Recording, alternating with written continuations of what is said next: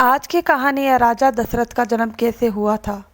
महाराज दशरथ का जन्म एक बहुत ही अद्भुत घटना है।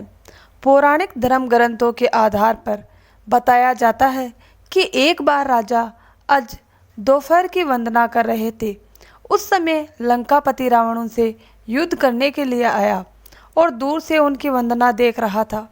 राजा अज ने भगवान शिव की वंदना की और जल आगे अर्पित करने की जगह पीछे फेंक दिया। यह देखकर रावण को बड़ा आश्चर्य हुआ और वह युद्ध करने से पहले राजा अज के सामने पहुंचा तथा पूछने लगा कि हमेशा वंदना करने के पश्चात जल का अभिषेक आगे किया जाता है, ना कि पीछे। इसके पीछे का क्या कारण है? राजा अज ने कहा, जब मैं आंखें बंद करके ध्यान मुद्रा में भगवान शिव की अर्चना कर रहा था तभी मुझे यहाँ से एक योजना दूर जंगल में एक गाय घास चरती हुई दिखी और मैंने देखा कि एक सिंह उस पर आक्रमण करने वाला है। तभी मैंने गाय की रक्षा के लिए जल का अभिषेक पीछे की तरफ किया। रावण को यह बात सुनकर बड़ा ही आश्चर्य हुआ। रावण एक योजना दूर वहां गया और उसने देखा कि एक गाय हरी घास चर रही थी जबकि शेर के पेट में कई बाण लगे हैं। अब रावण को विश्वास हो गया कि जिस महापुरुष के जल से ही बाण बन जाते हैं और बिना किसी लक्ष्य साधन के लक्ष्य वेदन हो जाता है, ऐसे वीर पुरुष से जीतना बड़ा ही असंभव है और वह उनसे बिना युद्ध किए ही लंका लौट जाता है। एक बार राजा आज जंगल में भ्रमण के लिए गए हुए थे तो उन्हें एक बहुत ही सुंदर सरोवर दिखाई दिया। उस सरोवर में एक कमल का फूल था जो अति सुंदर प्रतीत हो रहा था। उस कमल को प्राप्त करने के लिए राजा अज सरोवर में चले गए, किंतु यह क्या, राजा अज जितना भी उस कमल के पास जाते वह कमल उनसे उतना ही दूर जाता और राजा अज उस कमल को नहीं पकड़ पाए। अंततः आकाशवाणी हुई कि हे राजन, आप निसंतान हैं, आप इस कमल के योग्य नहीं हैं।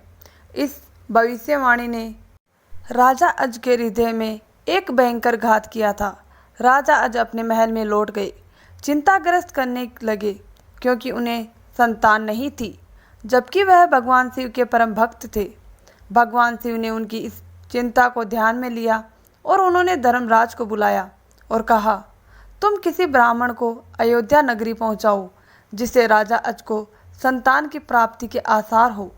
दूर पार एक गरीब ब्राह्मण और ब्राह्मणी सरयू नदी के किनारे कुटिया बनाकर रहते थे। एक दिन वे ब्राह्मण राजा अज के दरबार में गए और उनसे अपने दुर्दशा का जिक्र भिक्षा मांगने लगे। राजा अज ने अपने खजाने में से उन्हें सोने की अस्फीरियाँ देनी चाहिए, लेकिन ब्राह्मण नहीं कहते हुए मना कर दिया। यह प्रजा का है, आप अपने पास जो है उसे दीजिए। तब राजा अज ने अपने गले का हार उतारा और ब्राह्मण को देने लगे, किंतु ब्राह्मण ने मना कर दिया कि यह भी प्रजा की संपत्ति है। इस प्रकार राजा अज को बड़ा दुख हुआ कि आज एक गरीब ब्राह्मण उनके दरबार से खाली हाथ जा रहा है। तब राजा अज शाम को एक मजदूर का विष बनाते हैं और नगर में किसी काम के लिए निकल जाते हैं।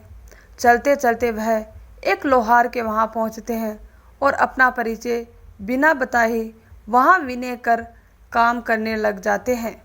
पूरी रात हथौड़े से लोहे का काम करते हैं, जिसके बदले में उन्हें सुबह का 1 टका मिलता है। राजा 1 टका लेकर ब्राह्मण के घर पहुंचते हैं, लेकिन वहां ब्राह्मण नहीं था। उन्होंने वह 1 टका ब्राह्मण की पत्नी को दे दिया और कहा कि इसे ब्राह्मण को दे देना।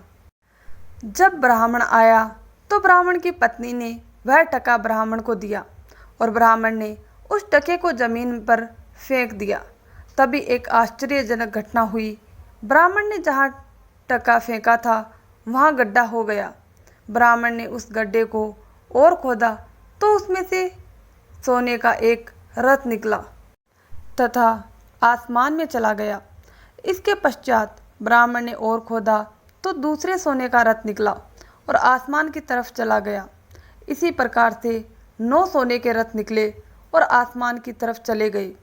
और जब 10वां रथ निकला तो उस पर एक बालक था और वह रथ जमीन पर आकर ठहर गया। ब्राह्मण उस बालक को लेकर राजा अज के दरबार में पहुँचे और कहा, राजन, इस पुत्र को स्वीकार कीजिए। यह आपका ही पुत्र है जो 1 टका से उत्पन्न हुआ है। इसके साथ में सोने के 9 रथ निकले जो आसमान में चले गए, जबकि यह बालक 10वें रथ पर निकला। इसीलिए यह रथ तथा पुत्र आपका है। इस प्रकार से दशरथ जी का जन्म हुआ था। अगर आपको यह वीडियो अच्छा लगा हो तो वीडियो को लाइक, शेयर और चैनल को सब्सक्राइब जरूर करें। धन्यवाद दोस्तों।